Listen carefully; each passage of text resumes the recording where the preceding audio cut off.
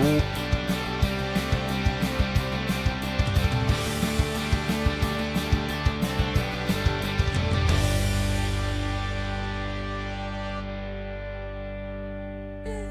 was fun. I love that part. I do too. She did that early on at the end of an episode, and I'm like, I am so keeping that. Have you It's ever fantastic. heard she does a version of I'll make a fish out of you instead of I'll make a man out of you from Mulan? No. Oh, she's so talented. Anyway, what are we talking about, man? What are we talking about? This again, welcome to Fave Five Bad Dads, the podcast where favorites take center stage. We explore all things favorite.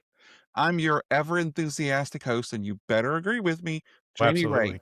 And today we have Josemite Hall joining me There it is. for our 18th Fave Five. Well, wait, is this 18th Fave Five or 17th in one complete disarray? So it's the 18th Fave or 17th Fave 5. Okay. And then we did the complete disarray about the 70s, Saturday mornings. Yeah. So And then I've only been asked twice to come to your show. correct. Yeah. And anyone listening knows why.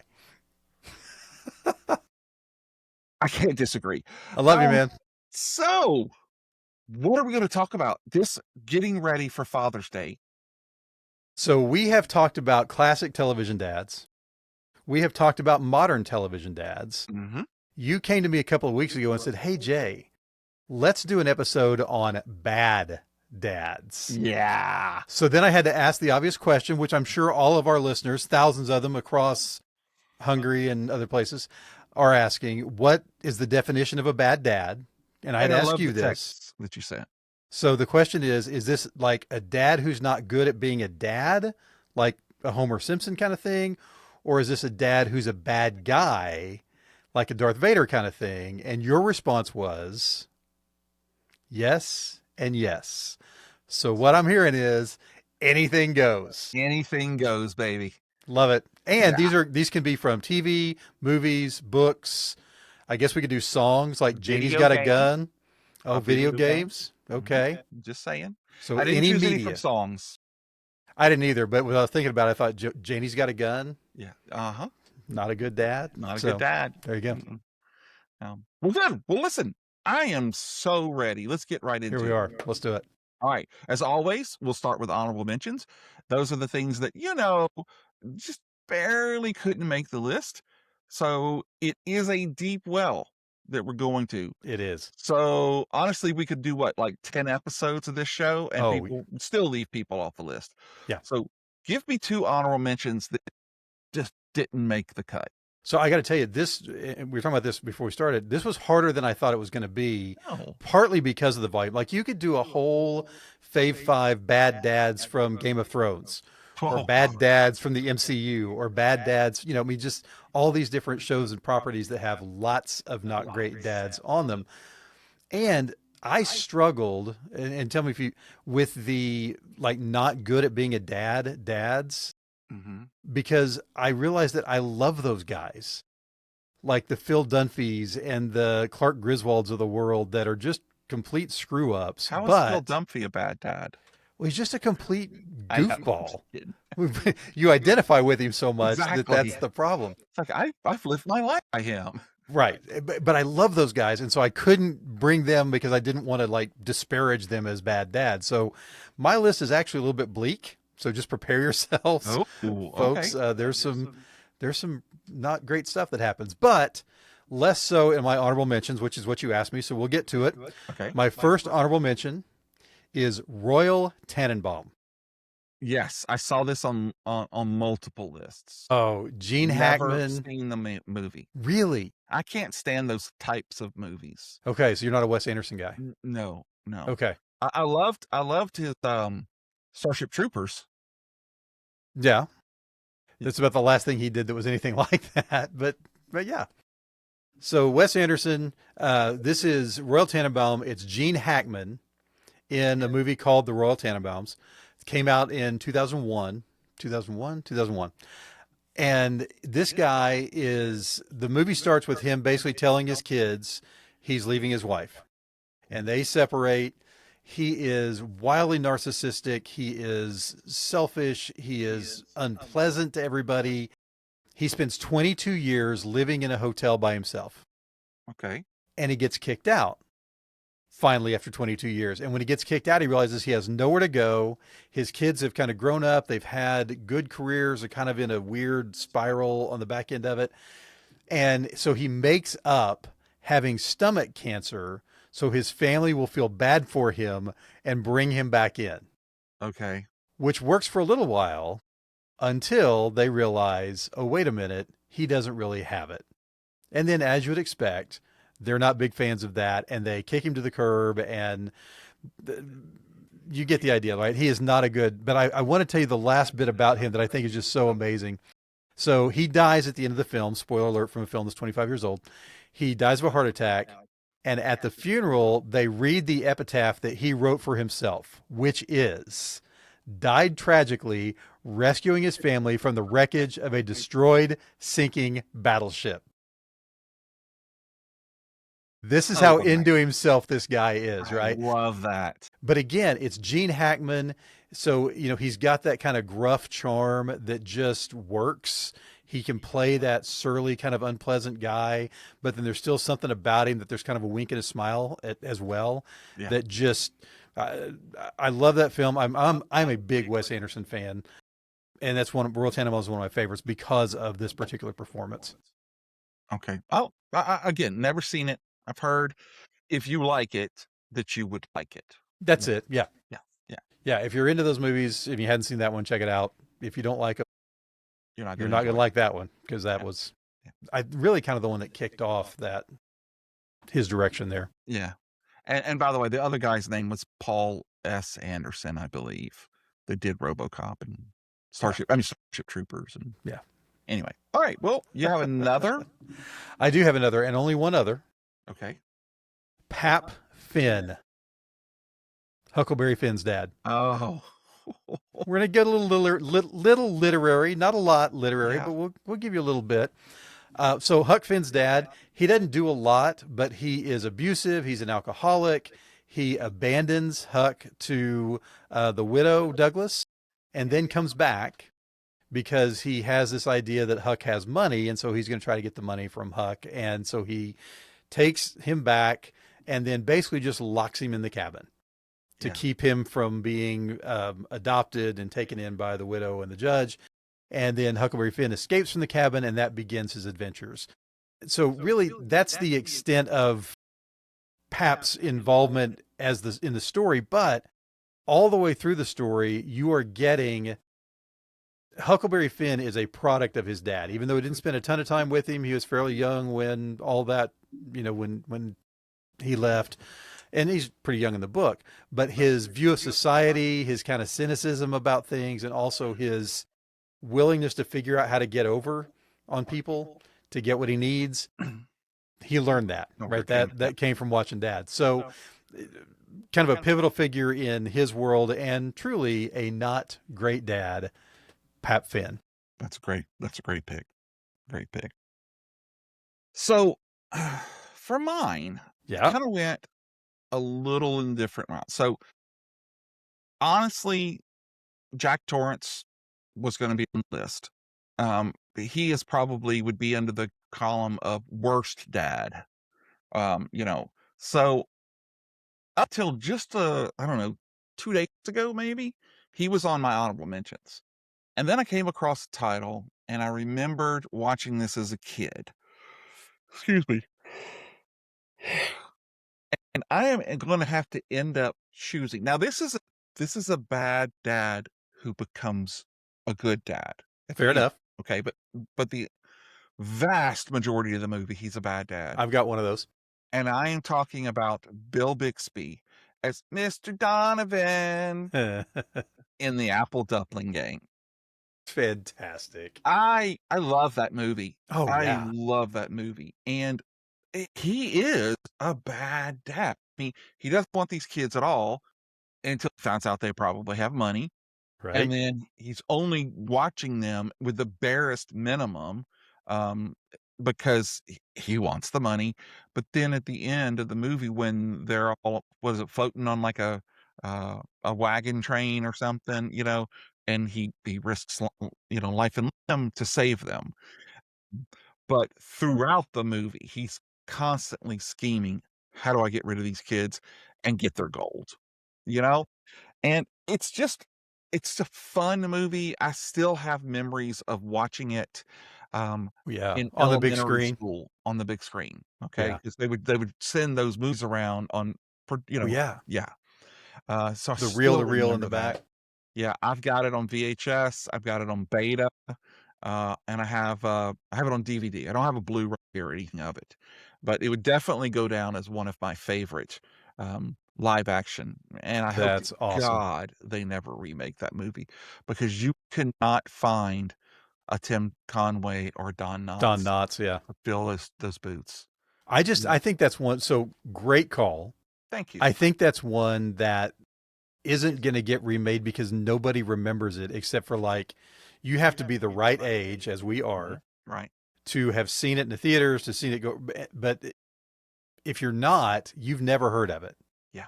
Like if I walked out of this room, went to any of my children and said Apple Dumpling Gang, they would, look at me sideways, look like that. Like they usually do, though. Well, that's fair. I get a lot of that. But even people who are just like 5 or 10 years younger than we are Yeah. don't have that connection to it like we do. So I'm with you. And of course, you know how I feel about remakes anyway. So I'm hoping that never happens. And if it does, I won't watch it anyway, so it won't matter Yeah. to me. Yeah. But They you're right. Replacing it those characters would be impossible. Yeah, and the thing is too, when they make a period piece like that movie, Yeah. it would do no good to refilm it, because the only way to do it would be to put it into a newer era or Right. something like that, and that would just change everything. I mean, it's right there at the right time It just makes with less the sense if you yeah, go make it in the 80s or something like that. exactly, exactly. So, yeah, so I hope no. Solid. Okay, so my second one is going to be Walter White from Yeah. Breaking Bad. Yeah. Okay? Walter is the king of self-deception. Everything he does, every lie he tells, every line he crosses is justified in his mind because it's for his family. Now, I was with him at the beginning, okay? He's got cancer, he's going to die, he's not going to live he's long enough to see his kids, and so he wants to make money, okay? Right. Then when he learns he doesn't have it anymore, he doesn't stop. It's like, you've made a lot of money for these kids. You could stop now and enjoy your life with them. And he's not, but he keeps telling himself he's doing it for them. He goes deeper and deeper and deeper. Just, he turns his wife basically into a hostage. His own son becomes a stranger. And his whole legacy is just a nightmare. I mean, I can remember the scene where he takes, I don't know, like $8 million to the two friends of his, and he's like, "You're gonna put this money in a trust, and you're gonna give it to my kids because they won't take it from me." And they're like, "Well," and then all of a sudden, the laser scopes come on them, which was actually pretty comical. As we find out later, it's laser pointers. Right. But that whole scene is, you're going to do what I'm telling you to do because I'm doing it for my family, Yeah. and it's just there was just not very much of that whole show that I was with him because he lost me as soon as he found out, Right. you know. So, um, Which, I think is part of the point, right? That this is not a good guy. And the deeper down the rabbit hole he goes, the less good he becomes. yeah, yeah. And fun fact, you gonna say the other part? I never remember what it is, It's so no. sponsored by Red Dog Terrain. Yes, sponsored. Yeah. So Bryan Cranston on this show is the real life father of one of the blonde female doctor on The Pit. Really? Yes, the one with the glasses who's like on Yeah. the spectrum. Yeah. That's his daughter I in did real not know life. that. Yeah, yeah. There's a whole little thing where she's on somebody's show, and they're like, well, hey, we had somebody on here the other day and they left a video message for you. And it's Bryan Cranston. Nice. Yeah. So it was very cool. So. And and we were talking about this. I think it was on the other show that we did. This is another actor who is nothing like. Oh, we were talking about Hugh Laurie. This is another actor who's nothing like the character. I mean, Bryan Cranston was a comedian, comes out of that background, and then turns into Walter White. Yeah. Yeah. And don't get me wrong. I mean, that's the great thing about whoever the kid that played Joffrey on Game of Thrones. That kid is one of the best actors working today. Or he's probably not working today because nobody wants him. That's the problem. Yeah. But I hated that kid. Right. With every fiber. Everybody you talked to felt the same way. Oh, yeah. That's a good actor. Cheered when he ate the pie. Did. Yeah. Yeah. So, all right. Well, we've got the honorable mentions out of the way. Jay Hall, who's your fifth favorite bad dad? My fifth favorite bad dad is another literary bad dad. Oh, was this also on the screen?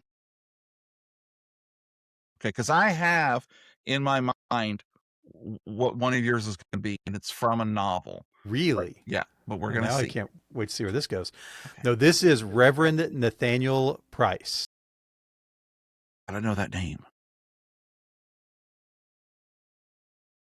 Give it to me. This is from the Poisonwood Bible by Barbara Kingsolver. No, that's not it. So that's not who you're thinking of. No. So, I mean, that's not the book. Got it. So you got it wrong. It's a different book that he's in. That's not what he's in. Okay, well, let me tell you what I remember, and then you can kind of correct me from the Dr. Seuss book that you read. There you go. Thank you. Spit take, ladies and gentlemen. I got him. Outstanding. Anyway, you heard about the Scarecrow who won an award, huh? Stop. No, we're not. He was outstanding in his field. We're not doing this again. Anyway, Reverend Price is a missionary. He is a World War II survivor. He was injured and evacuated at the beginning of the Bataan Death March. And so he has significant survivor's guilt because everybody he went with didn't make it through that. So he becomes a missionary, and he takes his family to the Belgian Congo in 1959 to rescue these heathens. Oh, thank the Lord. The problem with Price is that he's going to Africa, but he's very racist. He's quite a sexist. And so he just sees these people as children. He infantilizes them. He has no regard for their culture, their language. He has no interest really in doing anything connected to them except baptizing them, because that's what he's supposed to be doing. Right. So he has a horrible relationship with the village and the people that he's supposed to be there serving, but he also has a horrible relationship with his family because he is either completely neglecting them or abusing them, either verbally and sometimes physically, because he is a chauvinist, he's sexist, and has no regard for his wife or his 4 daughters. Exacerbated by the fact that his wife and his daughters are actually integrating well into the community because they're connecting with people, and the children are getting to know the kids in the community, and his wife is getting to know the moms in the community. And so there's a relationship there that he doesn't have. Right. And so he's just constantly frustrated, constantly angry, kind of forcing his version of religion on these people, not paying any attention to what they know about the world, baptizing children in a croc-infested river. I mean, just completely focused on the thing that he's trying to do, to the extent that his lack of attention to his family ends up getting his youngest daughter killed because she's bitten by a snake in their chicken house that he did not properly protect against the possibility of snakes coming in, because snakes like chickens and eggs, things like that. So at that point, then his wife takes his daughters and leaves, leaving him there in the Congo. And the second half of the book is kind of the daughters unpacking the rest of their lives in relationship to what happened while they were in Africa. And Price himself dies in that village in a house because there's an accident. The house catches fire and the villagers just leave him. It's like, best of luck to you, Reverend Price. It's kind of the perfect ending. Yeah. But anyway, it's a fantastic book. Kingsolver is an incredible author, and to me, this is her best book. And the name again? Barbara Kingsolver. The book's called The Poisonwood Bible. And it's a literary thing, so it doesn't move quickly, but it really is kind of an interesting conversation about Western imperialism, because he really is kind of this picture of Americans and Europeans going into Africa and we're going to fix everything and really causing more problems than they actually solve. Yeah. But just a fantastic book if you're into that kind of thing. Yeah. Awesome. I dig it. I dig it. I've never read it, but if it comes to books, I'm gonna whatever. You're going to defer to me. Say it, Jamie. No, I'm Say the not. words. I was right there, and I just had to pull it back. All right. What about you? What's your number 5? Well, now number 5 is the quintessential bad dad, but he's actually the bad stepdad. And I am talking about Jerry Blake from The Stepfather, 1987. Oh, wow. Terry O'Quinn, another Lost Right? alum, also Next Generation alum. Jerry Blake is the suburban nightmare made flesh. He has a picture perfect image of what the family should be, and when it doesn't match that, he doesn't adjust his expectations at all. He's kind of like the dad you were just talking about. You will be like this. You will do everything. And when they don't, he just kills them all, goes off, changes his name, and finds another family. Starts it all over again. And the whole thing about it is how normal he appears. We see him as super creepy, but everyone else sees him as just normal old Jerry. Hey Jerry, how you Good doing? old Jerry. And I mean, he coaches Little League. He does like small talk over the fence. Everybody on the block likes him, but he is the monster hiding in a cardigan with a firm handbake. Oh, solid. Mm-mm. I even love the fact that he like shaves his head, which is what I do, because this usually grows. But like shaves his head to give him that whole nother look. And the most unsettling thing about this is the story is based on a real story, on a real guy who Right. did it. So, but we don't like to talk about, we like to talk about the movies. And so this was a great movie. All right. Good one. Let us bounce back. Who's your 4th baddest dad? So I'm going to shift and kind of lighten things up a little bit because things got pretty heavy there between, daughters dying in the Congo and the stepfather. My number 4 is Lord Business. Okay. Will Ferrell from the Lego movie.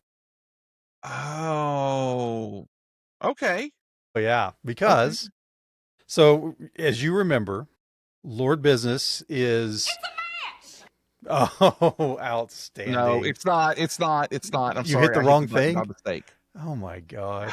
That would be cool, because I actually have a problem with this, but go ahead.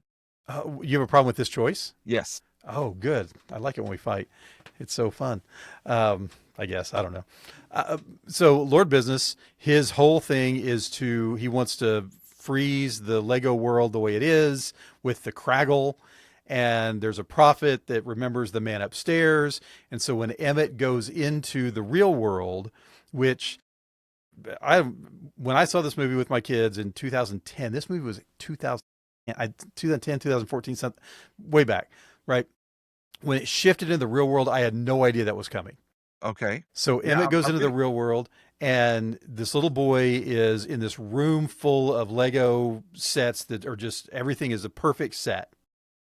Because his dad, Will Ferrell, won't allow him to be creative and play with these things any way other than just the exact way they're supposed to be. So they've been put together with the Craggle with crazy glue so that they can't be taken apart. And then down the stairs, the man upstairs comes, and it's Will Ferrell. Right. And he's jumping on this kid for messing with his Legos because it's the dad's stuff that the kid's just kind of enamored with. And dad's, you can't do this and don't touch this and everything needs to be perfect the way that it is.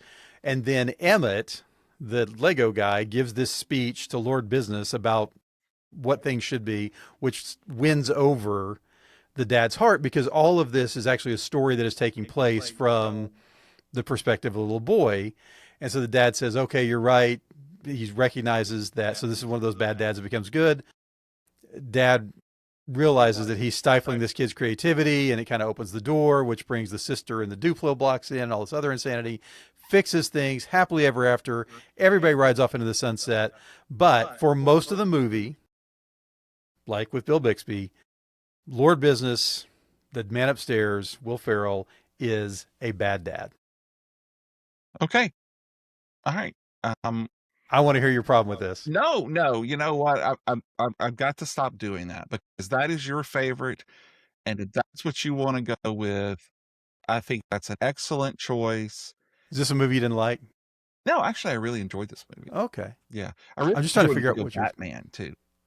Oh yeah. I was going to make a big joke about, well, that kid was, opening the boxes, and I know if one of my kids came in and opened up my Star Trek figures, I'd do the same thing.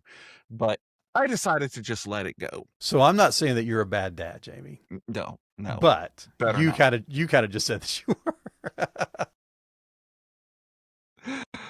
All right, now that's a good one. I'm going to give you a good look. I felt like as I was going through my list, I needed something to kind of bring things back up a little bit. So Yeah. there you go. Well, in that vein, I am not going to do that with my number 4. Let's have it. Now, this one is a very specific bad dad who is bad from the beginning and bad until the end, and then still bad afterwards. Oh, I am talking about Nathan Grantham from Creepshow, wow. from the vignette Father's Day. Now, most bad dads are terrible when they're alive. Nathan decided that death was no excuse to stop being awful. He literally crawls his way out of the grave on Father's Day specifically to punish his family. I mean, come on, the sheer commitment of being a menace from beyond the grave puts him in a category above all others. That's solid. Okay, so you know the catch line, right? Hit me. Bring me, where's my cake? Where's my cake? Through that whole thing, you just want to strangle him. And then at the end, you realize it wouldn't matter because he's dead anyway. And then there's that whole thing where he walks out and he's got the cake but it's a Friends show, so we're not good. Yeah. Nathan was amazing, and he was bad dad through and through. Yeah, that's commitment to staying bad even into the after. I thought you were going to go like a zombie route somewhere, but no. But that works too. Yeah, it does. All right. Well, let us bounce back to you. Who is your third worshiper bad person? Number 3 for me is George Bluth Sr. Okay. Jeffrey Tambor on Arrested Development. And this is one of those that is both bad at being a dad and not a great guy. Right. Although probably more the former than the latter. First episode of Arrested Development, he gets arrested for embezzling, tax evasion, lots of things like that. And maybe some mild treason is what he says. Maybe. I might have committed mild treason, which I love. But this guy, he's raised his kids kind of. He's mostly ignored them. He's made a lot of money. His kids have all kind of benefited from the money because he's embezzled like crazy. So they've lived this really lavish lifestyle, not quite on the right side of legality. He does what he wants. He gets what he wants. He just kind of lives life the way that he wants to. And whether that involves his kids or not, whatever, if it involves his wife or not, whatever. And when we see him in jail and then what happens after that, he spends most of his time either berating his children, ignoring his children, or trying to pit his children against each other to get something that he wants. Yeah. And it's kind of just for enjoyment. I mean, he just will mess with Michael and Job just to see how it goes off, or he'll mess with Buster just to see what's going to happen. So he has no regard for these people for the most part. He uses everybody. He's wildly manipulative. He will pretend to be a good dad for a minute just to get them on his side and then help him escape from jail or help him with his trial or whatever. But he is never, ever really terribly committed or connected to his family. And one of my favorite things about him is when they were kids and he felt like he needed to teach his kids a lesson. He had this guy who used to work for the Bluth Company and was injured, lost his arm in a Bluth construction accident, Walter J. Weatherman. And if the kids did something, need to be taught a lesson, he would call weathermen to come and show up and somehow lose the arm in front of them to terrify them and teach them that lesson. So my favorite is the milk thing. He goes to the refrigerator. There's no milk. Nobody left a note there was no milk. So he loads the kids in the car.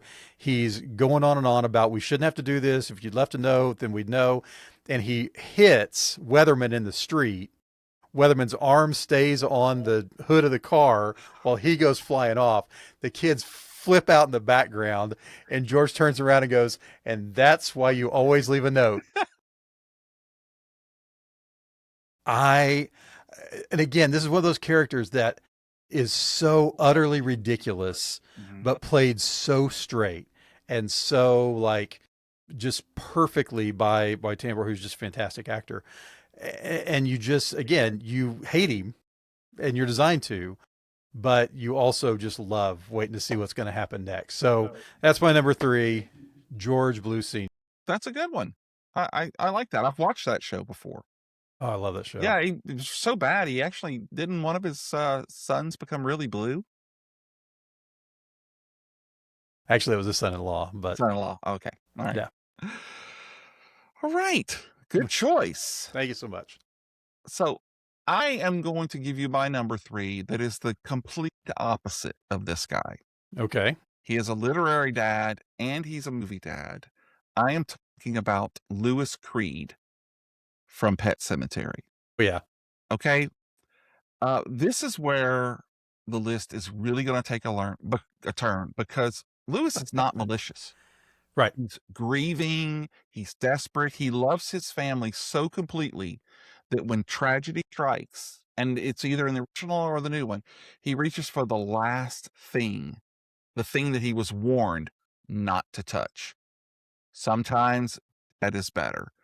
But he's the quintessential, like, well-meaning, oh gosh, dad. But then when he loses the child, he's just completely devastated, and all he can think about is bringing that child back. And it's just, I thought the road to the burial ground is paved with good intentions. Because he really, really does only want the best. Yeah. And I just, you feel for him, especially as a dad later on. It's like, what lengths would you go to, for your children? And we all say we would do anything. This guy did anything. Yeah, he went all the way. All the way. But by doing so, all of his actions called death, destruction, mayhem, he lost his wife, everything, And so he's going to be one of those bad dads, not because he meant to, not because it was intentional, but just because the situation brought him. Yeah, just screwed up in a way that was really bad. Yeah. What do you think of that one? I like that one. I got to say that young Gage is one of the creepiest children in all of cinematic history. When he comes back, Yes. it's like, oh, that giggle. Yeah. Yeah. And I haven't seen the new one again because, Yeah. But yeah, young Gage was a lot. But I get it. And you're down the right road, right? That this is a dad who is a good dad by all accounts, except that he does the one thing that you just can't do. Right. And I would actually tell you, I know how you feel about remakes too, but the remake actually follows the path of the book a good bit more. Hannah's told me this. Yeah, and I did enjoy it. But for me, the guy who plays the father, he plays the Terminator guy in, like, I think it's Terminator Genesis. Okay. And I can't not see that guy, even when he's the dad. Right. So what's his name? Not Kyle MacLachlan, but I won't get it. I forget his name. But that first dad, when he's standing there in the road and he would get, oh God. Yeah. That was just, oh. All right. Well, let's get a palate cleanser here. Well, that's a bummer. I know, right?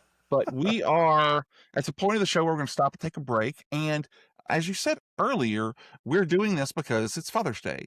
That's right. Father's Day's coming up. And so I'm thinking, Jay, do you know any good books or presents, a present that's a book that you could get for a father, a young father, maybe? Perhaps.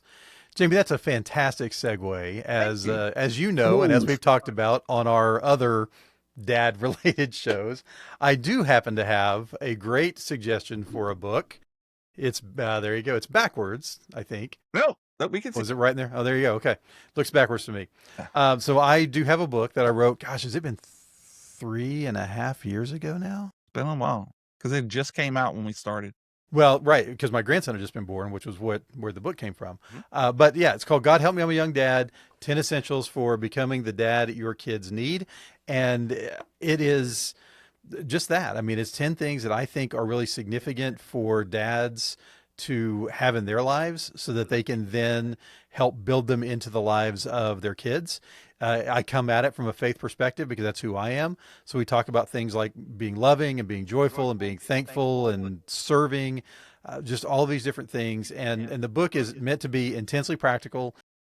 This is what it means to have these things, but also this is how you do it. And my favorite part is the practical things to do at the end of each chapter to help young dads begin to build those things into the lives of their kids.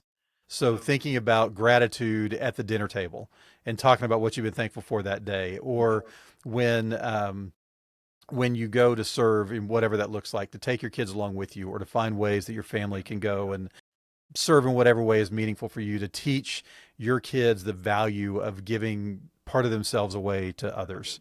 And the heartbeat of it is just this idea that as dads, it is not always easy, and we have these weird comparisons that people put on us that you should be like this, you should be like, but really the thing that matters the most is our presence, that we show up in the lives of our kids in whatever ways that we can. And, that doesn't always look the same. I was fortunate that I got to spend a lot of time with my kids. I know lots of dads who can't for whatever set of reasons, but still find a way to be present in the lives of their kids, whatever that looks like, because we are significant to them, and they learn a lot about who people are, who they ought to be, who they can be through watching us, not just the things that we say, but watching what we do.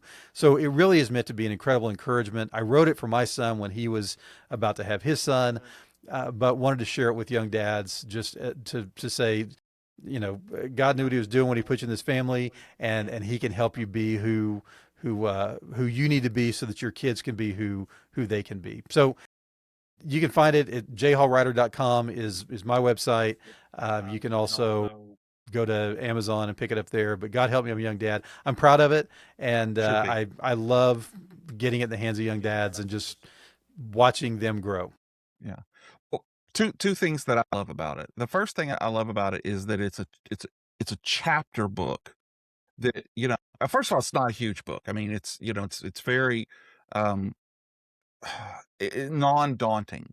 But even then, once you start getting into it, you find here's a chapter that here's everything you need for this part of your fatherhood. And here's ways at the end of each chapter that you're going to do that. And then turn around, you find out that you go to jhallwriter.com that there's a workbook for free that you could pull down and find other things, and I can't say enough in all, sincerity. It is a great book for a new dad. And I appreciate that. Yeah. If, it, he's almost 4 years into it. So I'm guessing there's going to be a new revised copy coming out in the next year or so. I've already written the foreword for that one. Oh, I'm looking forward to that. Yeah. So, I'm not saying you should wait, but I'm saying that, whew, and he's going to be replacing the photo on the back with a photo of both of us. So just waiting to get together to take that. Yeah, just waiting. Really looking forward to it. It's so weird. I tell people, because I talk about you all the time, and sometimes it's good. But people and I was telling somebody the other day, and I was like, yeah, I've never met him. I've never physically been in the same time, the same state as him. So it just goes to show you, that, like you just said, being in someone's life That's it. Yeah. is enough. It's You just know, hanging out and, presence with the C, not necessarily with the T. correct. Yeah. Correct. But yeah, just being there. I appreciate you saying it isn't designed to be an intensely practical book, Mhm. but It also is. recognizing that dads, nobody has a ton of time to read unless you choose to do it. I mean, I read a lot, but most dads, especially young dads, I think the longest chapter in the book's 9 pages. Yeah. Because it really is designed to sit down, read it when you get a chance, and then you can spend a month thinking about it before you go on to the next one. You won't have missed anything. Exactly. And I would actually challenge a new dad to put this area in the area where he's going to spend time with that baby. Like, we're all going to take the shifts for mom. You know, so let that baby fall asleep and just read, like you said, 9, 10 pages. You could do that while the little one's snoozing. And those things that because it is amazing, your kids see everything. They Yeah. do, and Yeah. so these are some really great steps. I wish I'd had this book when I was a young dad, or just young period, because, Right. so old now. But I would definitely tell you, and that's not the only book that you have. You also have another one specifically written for young people going to college for the first time with Yeah. Called College Summer. Unpacked. Mhm. Yeah. Right. So we're getting there. It's called College Unpacked, and it is for rising juniors going into the senior year of high school and students going into their first year of college. And it's just kind of, so I am a dean. I've been working in higher ed for 20 years. And what I tried to do was write down everything I know about navigating that journey, from deciding where to go to school all the way through navigating that first year, dealing with professors, what happens when things go wrong. There's a chapter in there for parents about just how to kind of get used to and what to get ready for with a new college student, because life changes when they're no longer in your house all the time, or even if they are in your house, life changes because they change, they grow up. And that's another one I'm really proud of. I love, and I've had a chance to travel around and talk with some groups about it and share that.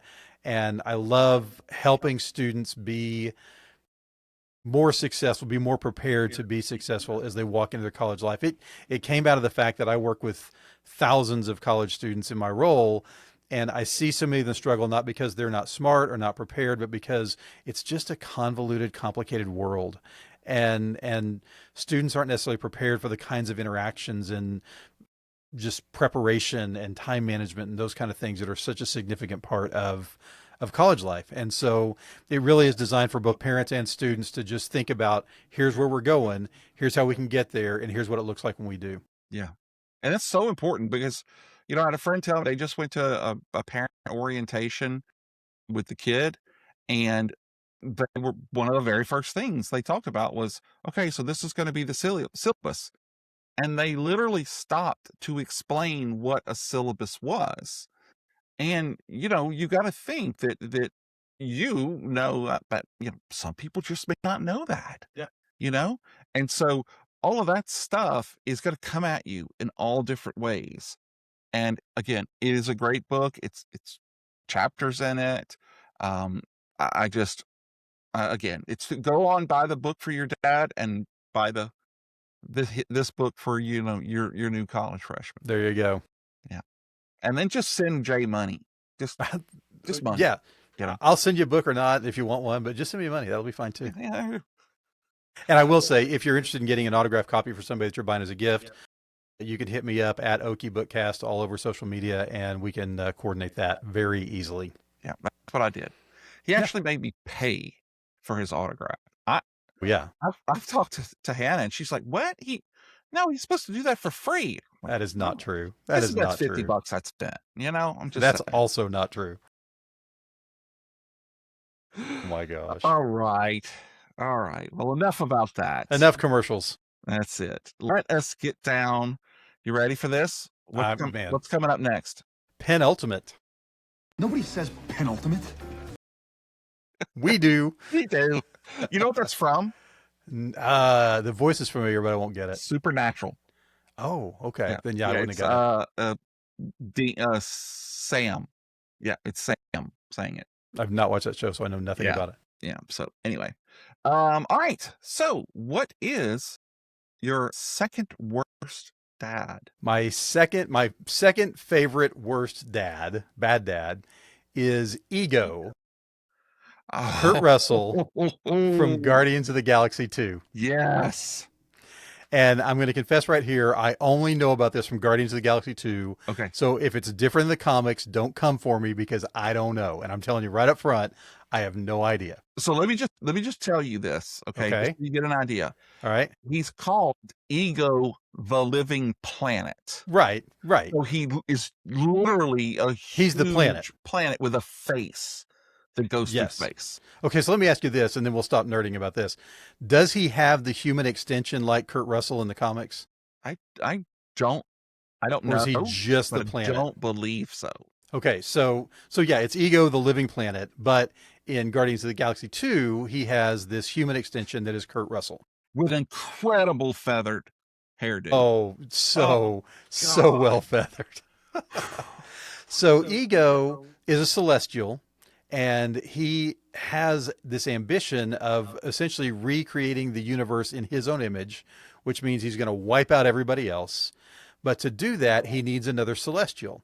So he spends thousands of years traveling throughout the galaxy and the universe, connecting with women and impregnating them so that they might create another celestial.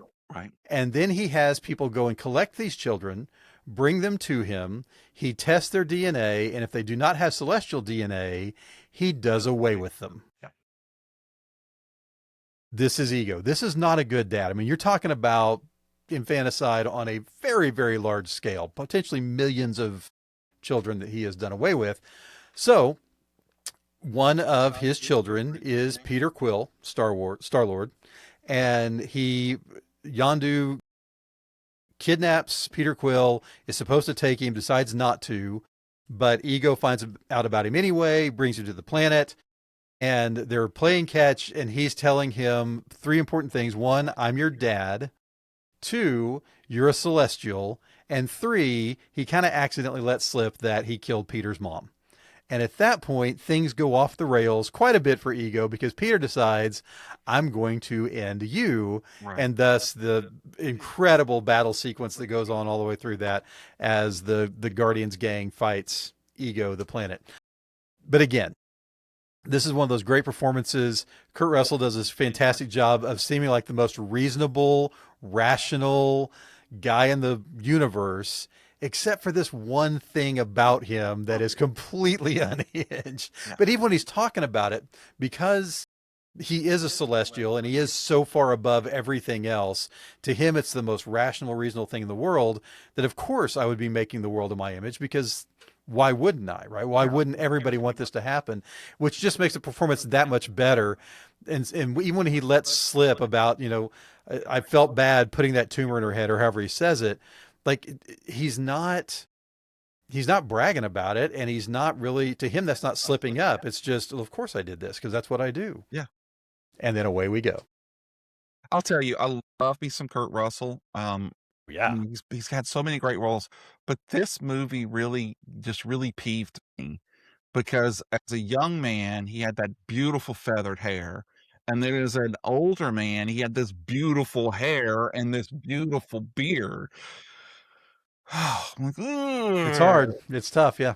Mm. Not everybody ages in the same way. No. We don't have the same opportunity for assistance Yes. that those with more means might have. Yes. Was that a safe way of saying that? I think so. I think that's good. There you go. All right. All right, Jamie, what is your penultimate choice? Damn it. I keep hitting the wrong button. Nobody says penultimate. Damn. So at my Trained professional. Thank you. I'm just going to throw the name out and see if it does anything for you. Harry Cooper. He's the father of one little girl. He was in a famous movie back in the late 60s that was in black and white called Night of the Living Dead. Oh. How do I not get that? Right? Ugh. Yes. Harry is a fascinating kind of terrible. He's not supernatural. He's not a monster. He's just a man Right. that thinks he knows everything. Yeah. And he's dangerous that way.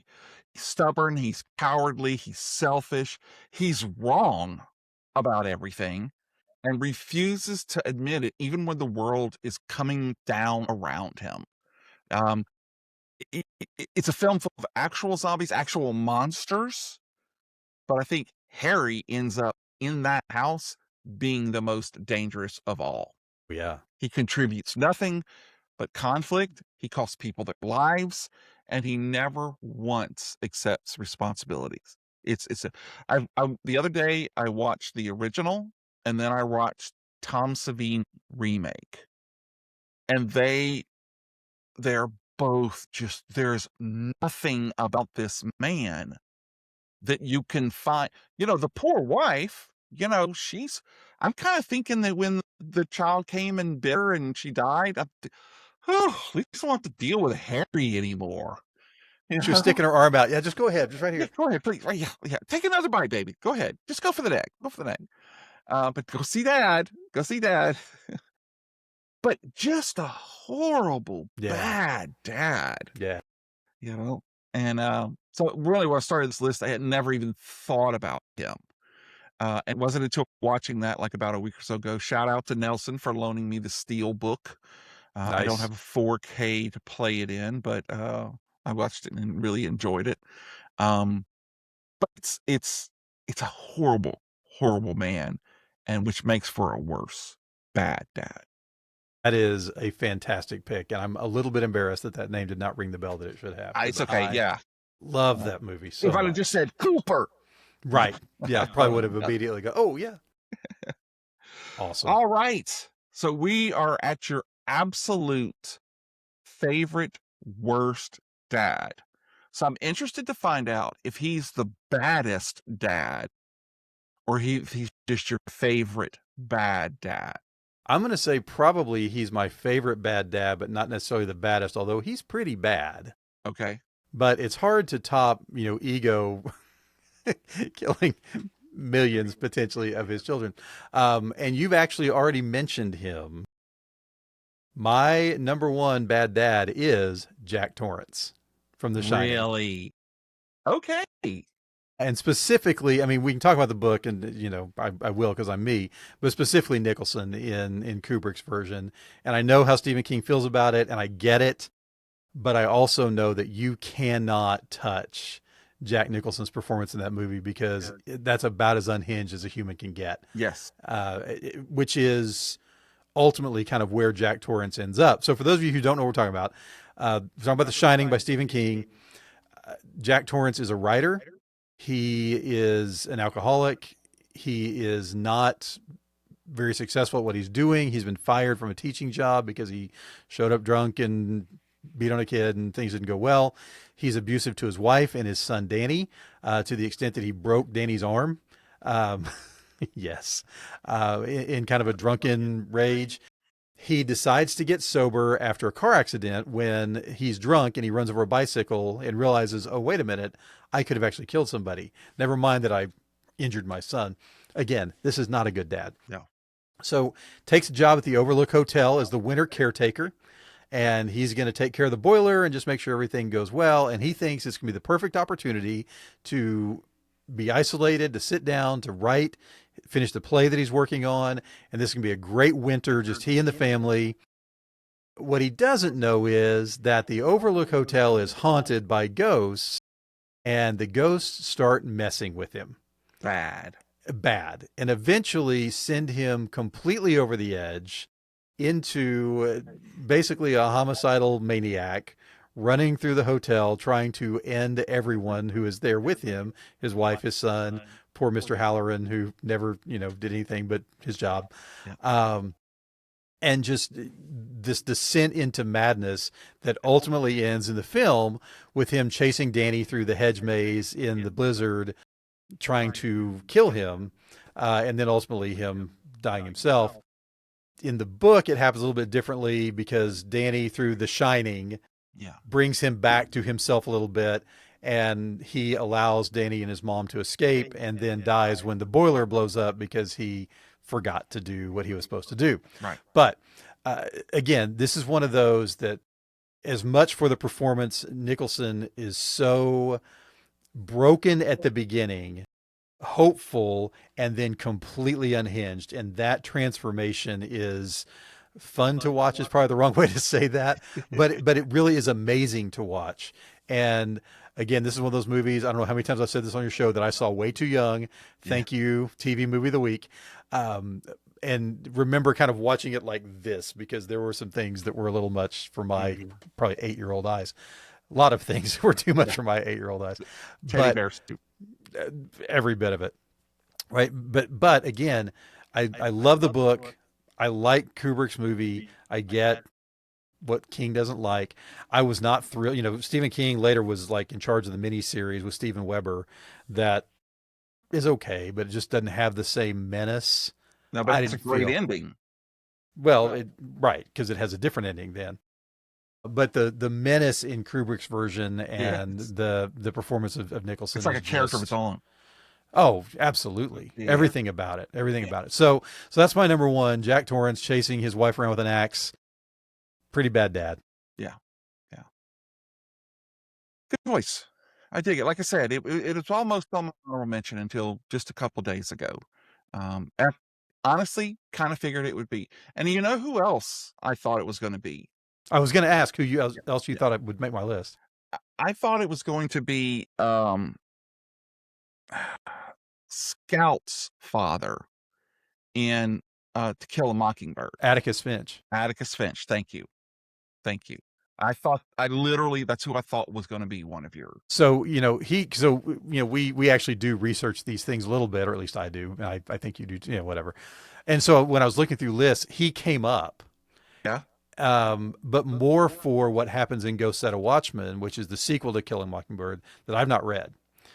So I don't know why.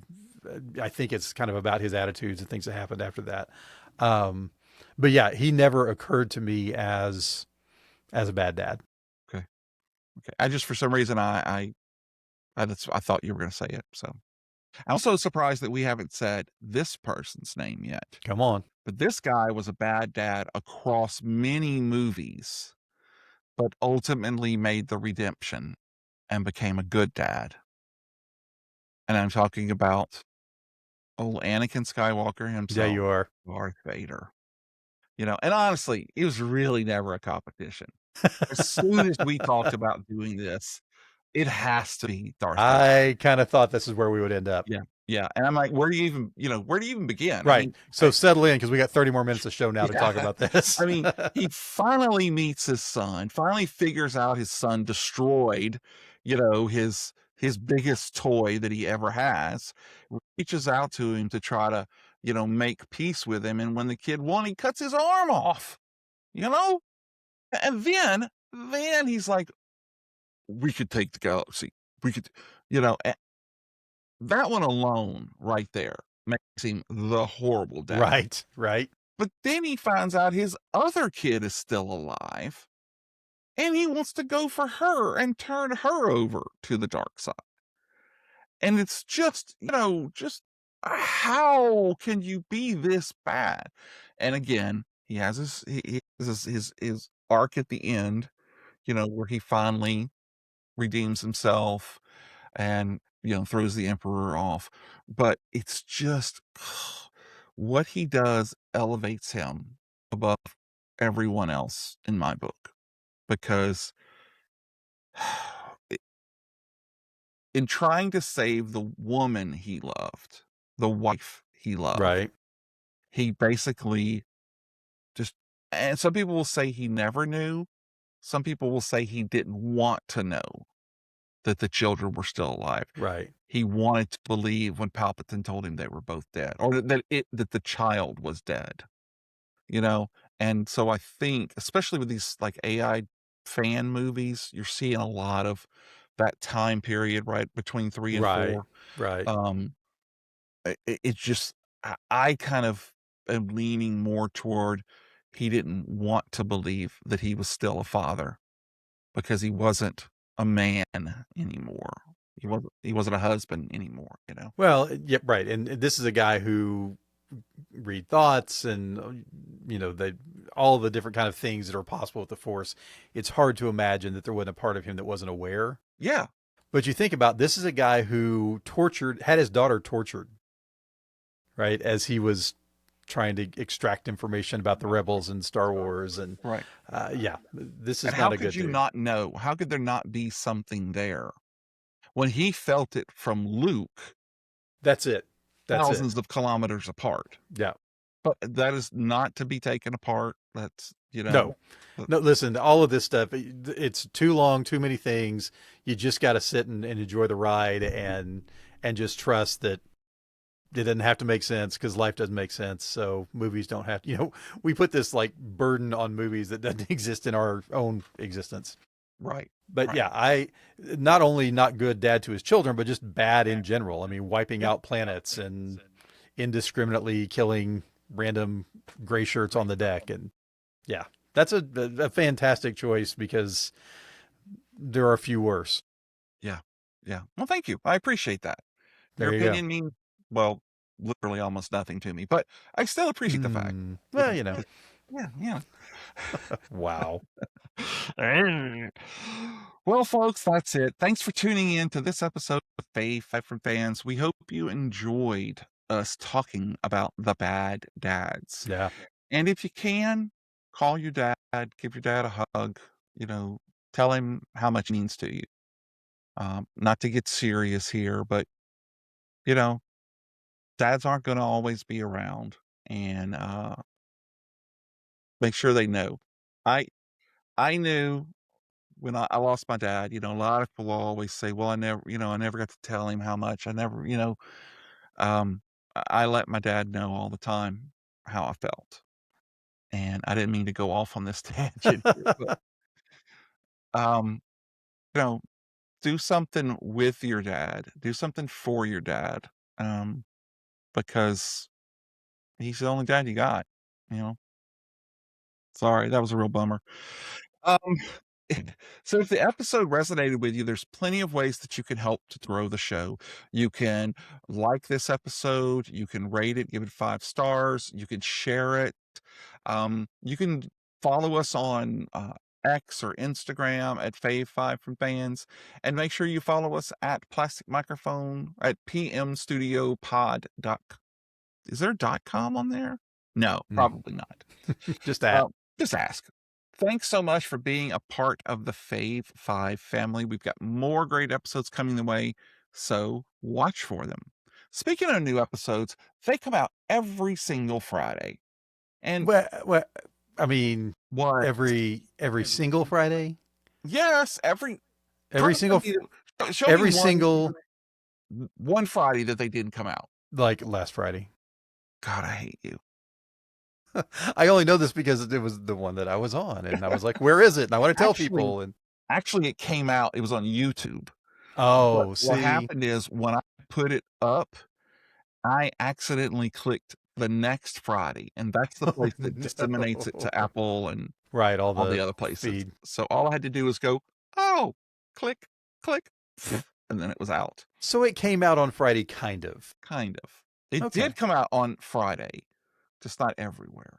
And everywhere. I say that in my whole spiel. That's true. So maybe now I'll just start responding with, when you say that, I'll just say, well, kind of.